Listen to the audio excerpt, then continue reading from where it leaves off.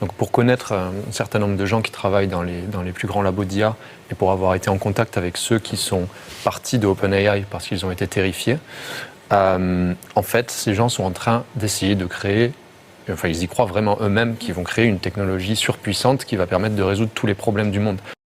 À la limite, ce serait louable si on savait comment contrôler ce qu'on est en train de créer, mais ce n'est pas le cas.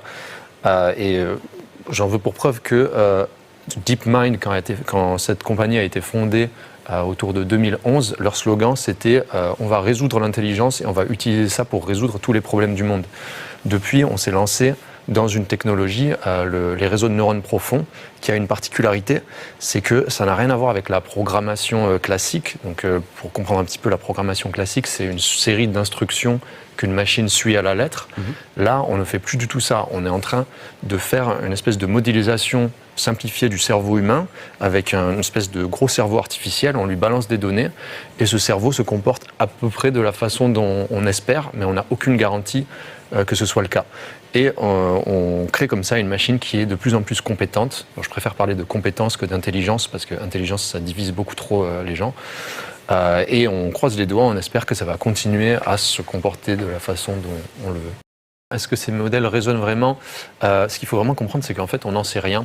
Il y a une croyance qui s'est répandue au début des années 2020, comme quoi, comme ce sont des modèles statistiques, alors ils ne raisonnent pas vraiment.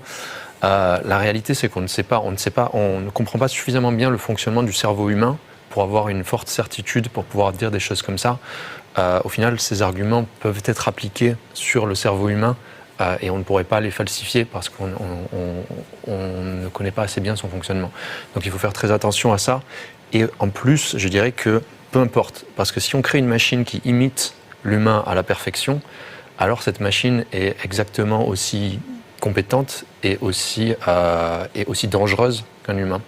Peu importe s'il y a une conscience à l'intérieur, tout ça c'est des faux débats. Ce qui compte, c'est que s'il y a une machine qui joue un jeu de rôle parfait à la perfection, alors ça a des conséquences très importantes sur l'humanité.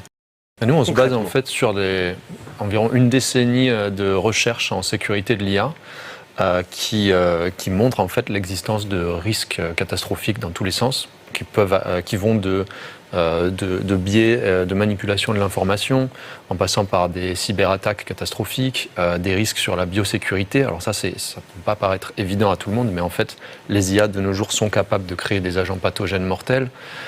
Et puis le risque de perte de contrôle.